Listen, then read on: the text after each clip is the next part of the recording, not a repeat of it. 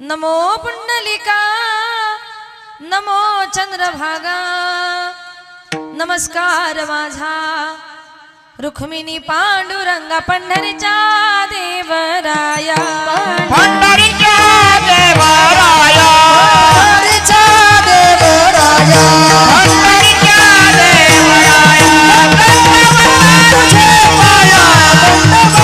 तुझे पाया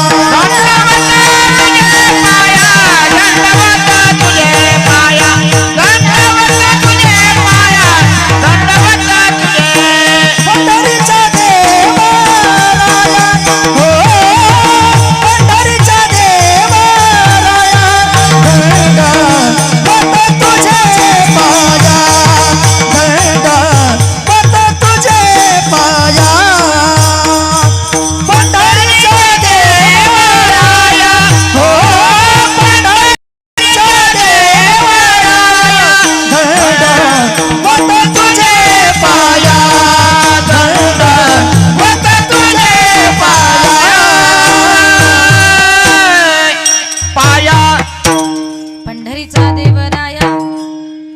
दंडवत तुझे पाया अलंकापुरी रम्य सिंहासनस्थं पदं भोज तेजस्फुरदिक् प्रदेशं विधीन्द्रादिदेवाय सदा स्तूयमानं समाधिस्थमूर्तिं भजे ज्ञानदेवम्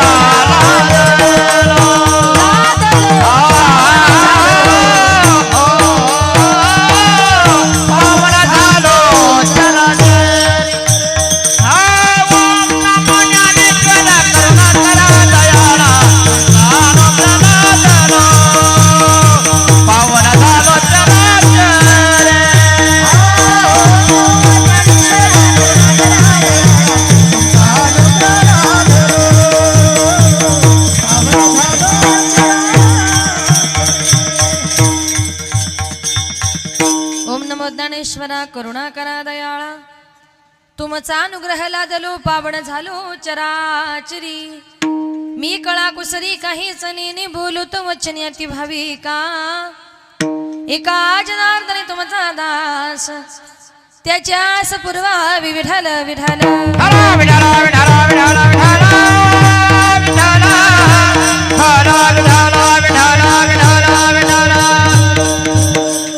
जण हे सुखाचे दिऱ्या घेतल्याचे अंत हे काळीचे नाही कोणी.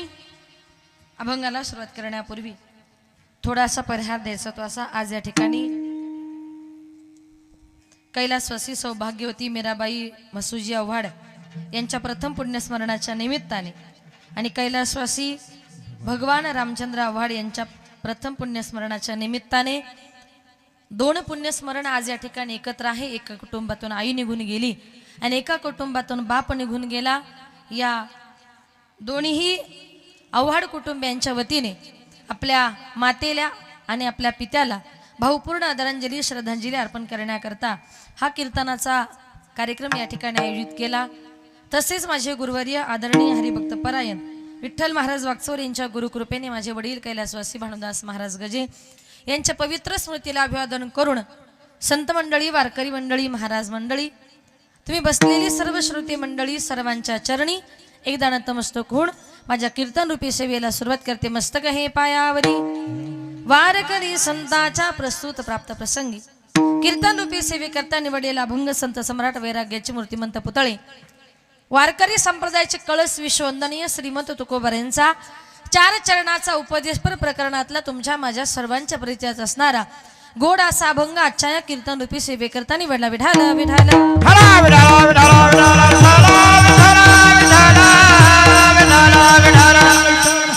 जन हे सुखाचे दिल्या घेतल्याचे अंत हे काळीचे नाही कोणी.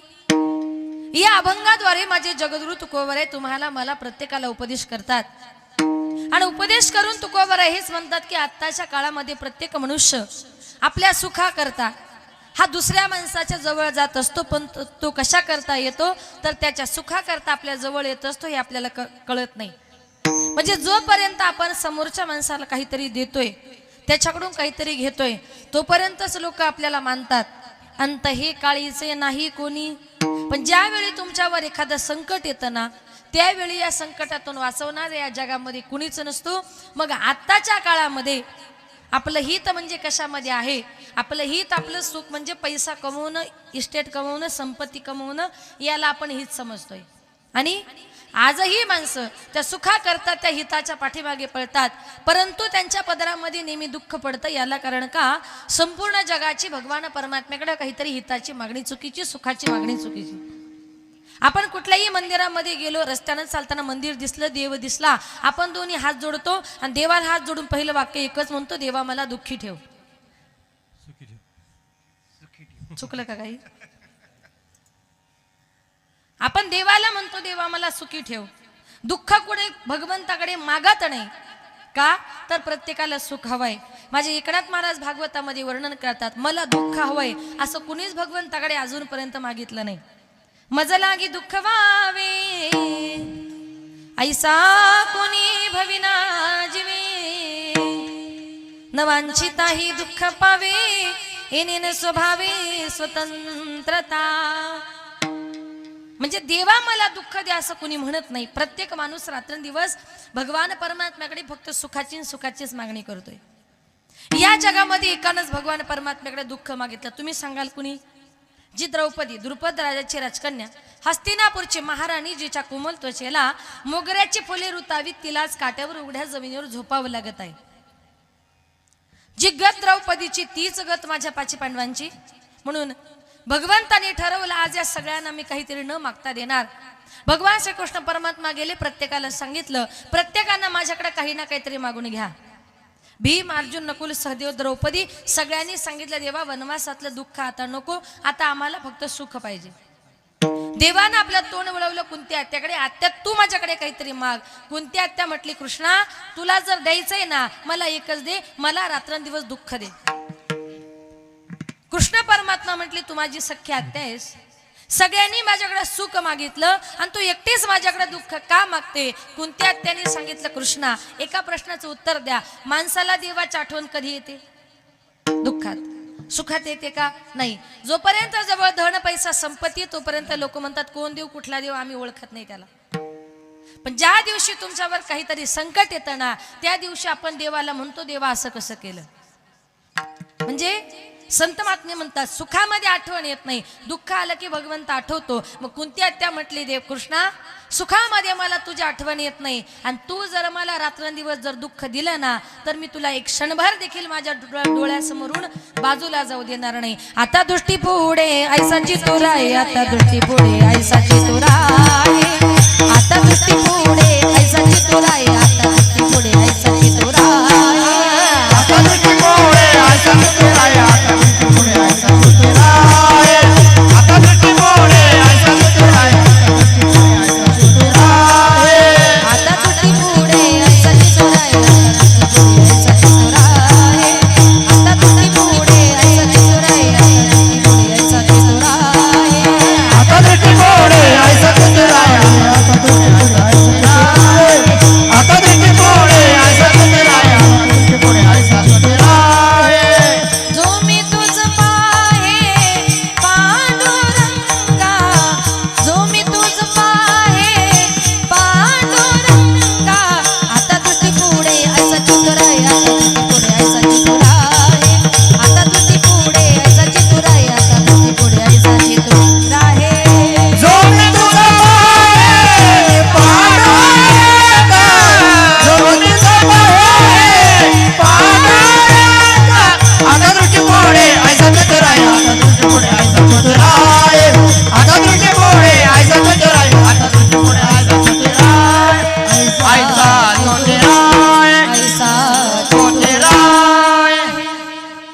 आता दृष्टी पुढे ऐसाची तू राहे जो मी तुझ पाहे पांडुरंगा.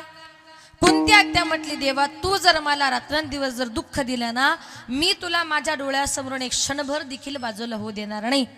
दुःखरूपी सुखाची मागणी माझ्या कुंती आत्यानं केली. भगवान परमात्म्याकडे चांगलं मागा. म्हणजे आताच्या काळामध्ये मग आपण फक्त सुखाकरता हे सगळं काही करतोय. सुखाकरता लोक चोऱ्या करतात की नाही. सुखाकरता लोक दुसऱ्याचे बाण सुद्धा करतात की नाही. पण दुसऱ्याचा बाण करून काय होतं मग त्याचं आपलं भांडण होतं आणि त्याच्यामुळे काय होतं दुःख प्राप्त होतं. काही लोक घरी घेऊन जातात आणि म्हणतात इथपासून तिथपर्यंत ना हे सगळं आमचंच आहे. माझं म्हणणारे सगळेजण निघून गेले.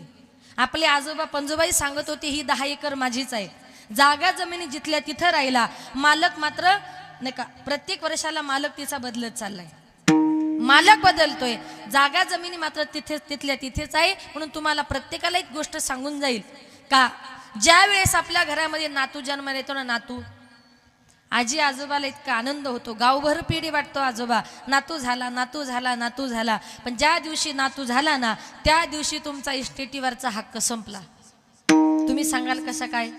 ज्या दिवशी आपल्या घरामध्ये नातू जन्माला येतो ना त्या दिवशी नातू म्हणतो आजोबा आता तुझ्या इस्टेटीचा मालक ना. त्याचा शब्दच आहे कसा. आता तुझ्या इस्टेटीचा मालक ना तू. आता तू राहिला नाही आता फक्त मीच. म्हणून एकदा का नातवंड झाली का अजिबात जमिनी करता भांडत बसायचं नाही. उलट त्या माणसाने काय करायचं ठाईचं बाई सोनी करा एक चित्त आवडी अनंत आळवावा. एका जागी घरामध्ये बसून काय करायचंय तुम्हाला मला त्याचं चिंतन करायचंय आणि प्रत्येक टायमाला माणसाने चांगला विचार करायचा. क्षणोक्षणी हाची करावा विचार तरावया पार भव सिंधू. म्हणजे नातू झाल्यानंतर बसला असा विचार करा काय केल्यानंतर हा संसार रूपी भवसागर माझा पार होईल. काय केल्यानंतर मी या संसारातून मुक्त होईल. असा चांगला विचार तुम्हाला मला प्रत्येकाला करायचा आहे. काही लोक विचार करतात निरर्थक विचार म्हणजे काय ऐका. एका गावामध्ये 60-65 वर्षाची म्हातारी आणि 70-75 वर्षाचा म्हातारा उन्हाळ्याच्या दिवसामध्ये असं बाहेर रस्त्याच्या बाजूला पलंगावर दोघे जण गप्पा मारत होते. आणि गप्पा मारता तो म्हातारीला म्हणतो काय ग इतके वर्ष झाले पण देवानं आपल्याला एकही मुलबाळ नाही दिलं. पण या वयामध्ये आपला सांभाळ करण्याकरता अनाथ आश्रमातून एखादा मुलगा जर आणला तर त्याला कुठे झोपवायचं. म्हाताराने सांगितलं थोडं 1 फूट तिकडे सरका आपण त्याला मध्ये जागा करू. म्हातारा सरकला. म्हातारा परत म्हणतो म्हातारे अनाथ आश्रमातून दुसरा जर मुलगा आणला तर त्याला कुठं झोपायचं. म्हातारी म्हटली अजून थोडं 2 फूट तिकडे सरका. म्हातारा जसा पलंगावरून पडला ना तसा बाजूच्या लगेच गटारातच पडला. आता मला सांगा यांना असलेल्या मुलांनी पाडलं का नसलेल्या मुलांनी पाडलं. नसलेल्या. मग असलेले काय उचलून आपटतील का नाही. काय याला म्हणतात निरर्थक विचार. जो विचार जरी केला ना तरी आपल्या मनाला काय होतं दुःख प्राप्त होतं. म्हणून संत महात्मे म्हणतात आम्ही तुम्हाला देवाचं चिंतन करा. हे सगळं कशा करता सांगतोय. संत संग धरा तुम्ही संत संग धरा तुम्ही हरी भजन करा. संत संग धरा तुम्ही संत संग धरा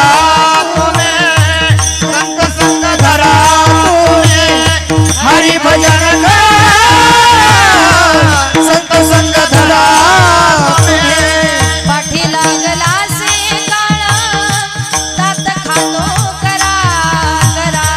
पाठी लागला से काळा दात खातो करा.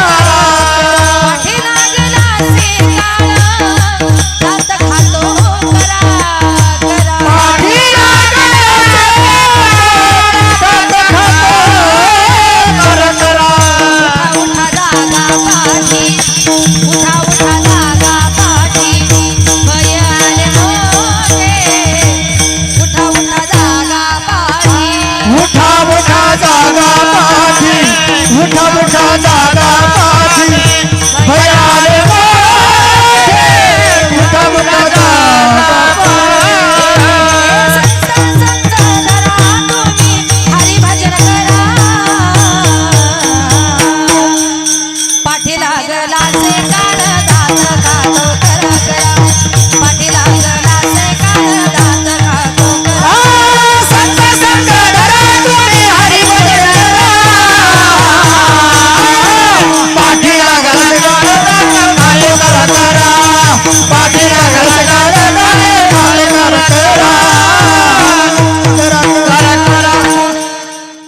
संत संग धरा, तुम्ही हरी भजन करा, पाठी लागला से काळ, दात खातो करा करा. एकनाथ महाराज म्हणतात, बाबांनो, आल्या जन्मामध्ये संताची संगत करा, तुम्ही हरीचं भजन करा. हे सगळं कशा करता सांगतोय तो.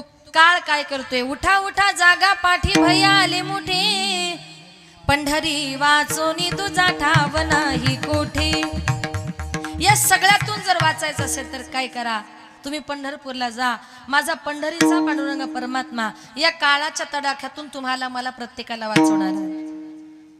त्याच्याशिवाय दुसरं आपल्याला कोणी वाचवणार नाही. म्हणून संत महात्मे म्हणतात की आत्ताच्या काळामध्ये आपण या ठिकाणी जवळ आलोय, पण ज्या वेळेस एखादा माणूस आपल्या जवळ येत असतो ना, त्यावेळी त्याच्या मनातला स्वार्थ तुम्ही ध्यानात घ्यात जा. हा नक्की माझ्या जवळ कशा करता आलाय. कारण का तर तुकोबाराय म्हणतात, ज्या वेळेला एखादा माणूस सतत आपल्या जवळ येत असतो ना, त्यावेळी त्याच्या मनामध्ये त्याच्या स्वतःच्या सुखाचा काहीतरी विचार असतो. हेच तुकोबाराय अभंगाचे जनये सुखाचे दिल्या घेतल्याचे, जनये सुखाचे दिल्या घेतल्याचे. जन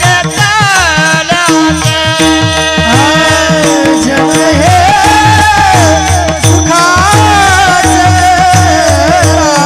दिल्या घेतल्याचे, जन हे सुखाचे दिल्या घेतल्याचे. जनये सुखाचे दिल्या घेतल्याचे, जनये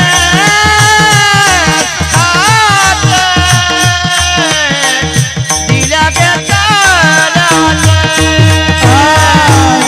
हे सुखाचे दिल्या घेतल्याचे, जन हे सुखाचे दिल्या घेतल्याचे. अंत हे काळेचे नाही कोणी, अंत हे काळेचे नाही कोणी, अंत हे काळेचे नाही कोणी. झाल्या हिराचे नाका डोळे गळते, झाल्या हिराचे नाका डोळे गळते. अंत हे काढायचे नाही कोणी, अंत हे काढायचे नाही कोणी. हो, झाल्या हिराच्या गळते, झाल्या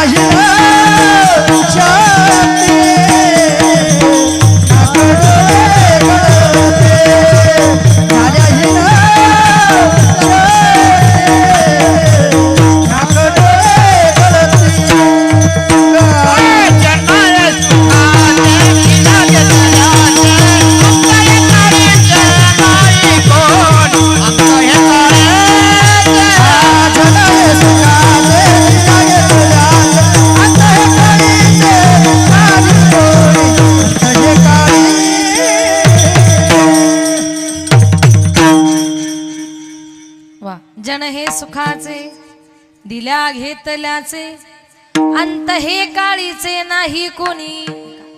तुकोबाराय म्हणतात, सुख आहे तोपर्यंत माणसं जवळ येतील, पण ज्या माणसाला आपण नेहमी मदत करतोय त्याच्या समोर आपण जर एखाद्या नदीच्या प्रवाहात जर बुडत असाल, तो माणूस लांबून फक्त मजा करतोय बघतोय. कारण का त्याला माहिती, आपण जर याला वाचवायला गेलो तर आपणही याच्याबरोबर पुराच्या पाण्यामध्ये वाहून जाणार. अंत हे काळीचे नाही कोणी. अंतकाळी आपल्या बरोबर नाही का, आपल्याला जन्माला घातले तो भगवंत होता, आणि आपण मेल्यानंतर सुद्धा आपल्याला बरोबर घेऊन जाणार आहे, त्याला सुद्धा भगवंत म्हणतात. म्हणून सुखावर, धनावर, संपत्तीवर प्रेम करण्यापेक्षा थोडंसं माणसांवर प्रेम करा. पैशावर आपण कितीही जरी प्रेम केलं, काही काही लोक म्हणतात आमच्या हातामध्ये पैसा येत नाही, जीवनातली गरिबी काही जात नाही, पण धन, पैसा, संपत्ती आपल्या नशिबावर अवलंबून असते.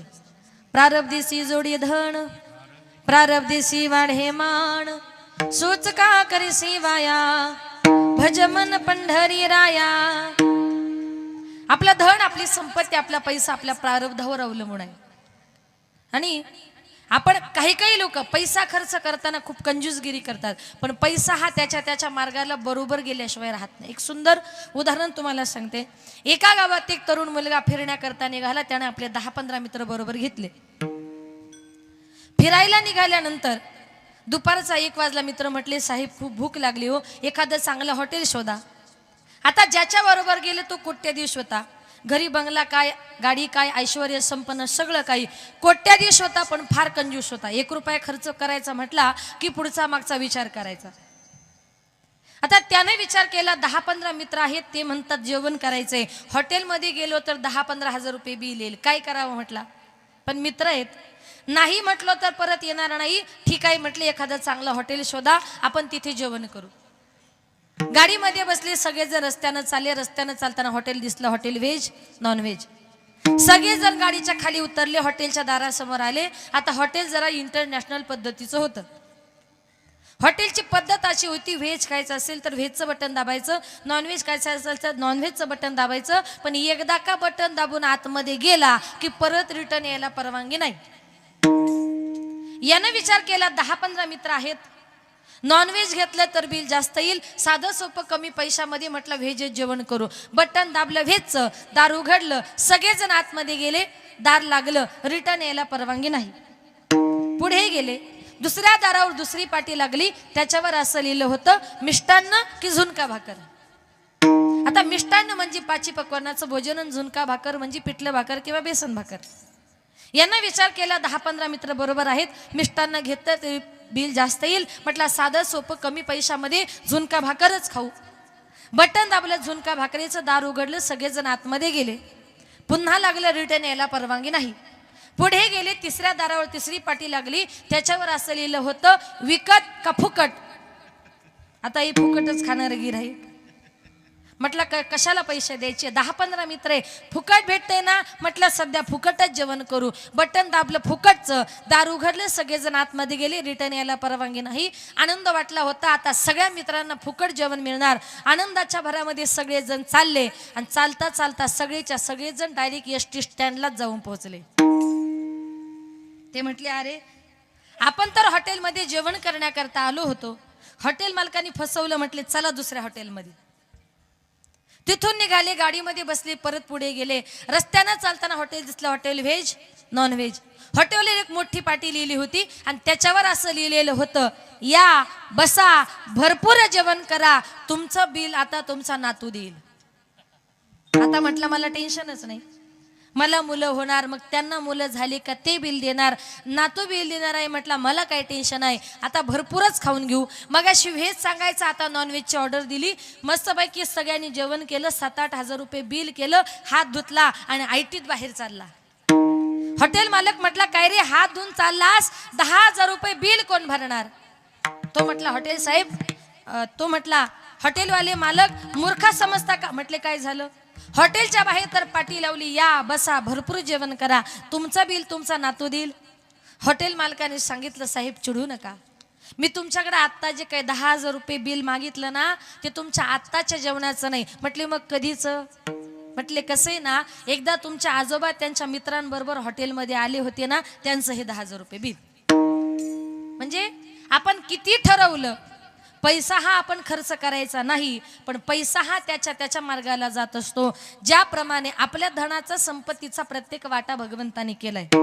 कारण का, ते धन आपलं नाही. देह एकाचे धन कुबेराचे, देह एकाचे धन कुबेराचे, देह एकाचे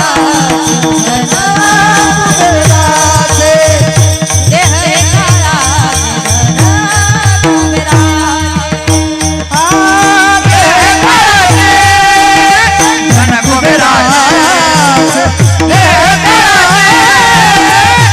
कुबेराचे, देह धन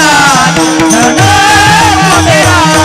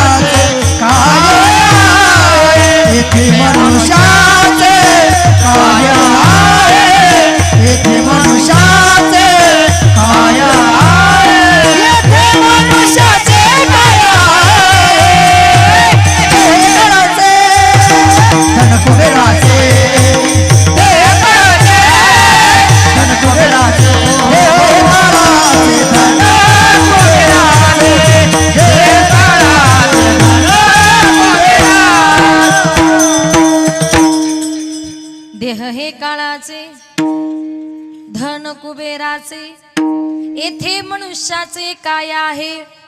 संत महात्मे म्हणतात हा देह काळाचा आहे. तो काळाकडून आपण उसना घेतलाय. देह हा पाचाचा आणि ला उसणा शेकी ज्याचा त्याला देणे पडे. पंचतत्वाचा देह आपण काळाकडून उसना घेतलाय म्हणून देह काळाचा आहे. धन संपत्ती कुबेराची तुम्ही सांगाल कशी काय. पूर्वी या विश्वामध्ये एकूण 18 भार संपत्ती होती. 18 भार संपत्तीपैकी 17 भार संपत्ती एकट्या कुबेराची राहिली. एक भार संपत्तीपैकी अर्धा भार संपत्ती रावणाची आणि अर्धा भार संपत्ती फक्त या जगामध्ये होती. मग कुबेरानं जर ती संपत्ती सगळी बरोबर नेली असती आणि रावणानं जर ती बरोबर नेली असती, आपल्या बाकीच्या नातेवाईकांनी ती जर बरोबर नेली असती, तर आज या पृथ्वीवर धनाचा संपत्तीचा कण सुद्धा बघायला राहिला नसता. म्हणून आपण जी धन संपत्ती पैसा वापरतोय ना, ते आपलं नाही, धन कुबेराचे. ते सगळं काही कुबेराचं आहे. या जगामध्ये आपलं काहीच नाही. आपण फक्त हे माझं ते माझं, माझे माझे म्हणून व्यर्थ गेला. आपण फक्त माझं माझं म्हणूनच संपलंय. तुमच्याजवळ जर 100 रुपये असतील ना, 100 रुपये, 100 रुपयाच्या रुपयाचा वाटा माझ्या भगवंतानी केलाय. तुम्ही म्हणता अरे विनाकारण माझी तब्येत बिघडली, 20-25 हजार रुपये दवाखान्यामध्ये गेले. अरे डॉक्टरची काळजी भगवंताला आहे. तुम्ही म्हणाल विनाकारण रस्त्यानं चालताना माझी चप्पल तुटली, 20-25 रुपये संभारायला गेले. अरे संभाराचं पोट भरवण्याची काळजी सुद्धा भगवंताला आहे. म्हणजे आपल्या संपत्तीचा वाटा माझ्या भगवान परमात्म्याने केला. 100 रुपये आले ना, त्याच्यातून 50 रुपये किराण्यावाल्याचे, 20 रुपये चप्पलवाल्याचे, अजून 10 रुपये कुणाचे. वेगवेगळ्या मार्गाने पैसा हा निघून जातोय. आपल्याजवळ काही शिल्लक राहत नाही. कारण का? ते आपलं नाहीच. जे आपलं नाही ते आपल्याजवळ राहणार नाही. म्हणून तुकोबाराय म्हणतात, जन हे सुखाचे दिल्या घेतल्याचे आणि अंत हे काळीचे नाही कुणी. मग ज्यावेळी तुकोबाराय म्हणतात अंतकाळी म्हणजे कधी, ज्यावेळी माणूस म्हातारा होतो, त्याचे हातपाय गळू लागतात, त्यावेळी आपली मुलं सुद्धा आपल्या जवळ राहत नाही. अभंगाचे जाण्याहीन शक्ती नाका डोल गळती. जाण्याहीन शक्ती नाका डोल गळती. जाण्याहीन शक्ती नाका डोळे गळती. जाण्याहीन शक्ती नाका डोळे गळती. जाण्याहीन शक्ती नाका डोल गळती. जाण्याहीन शक्ती नाका डोल गळती. जाण्याहीन शक्ती नाका डोळे गळती. जाण्याहीन शक्ती नाका डोळे गळती. दाखवून या पडती राधा पोरे. दाखवूनिया पडती राधा पोरे. दाखवून या पडती राधा पोरे.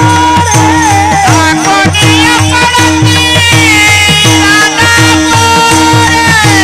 जाण्याहीन शक्ती नाका डोल गळती. जाण्याहीन शक्ती नाका डोल गळती. जाण्याहीन शक्ती नाका डोळे गळती. जाण्याहीन शक्ती नाका डोळे गळती. झाल्याहीन शक्ती नाक डोळे गळती. सांडोनी पळती रांडा पोरे.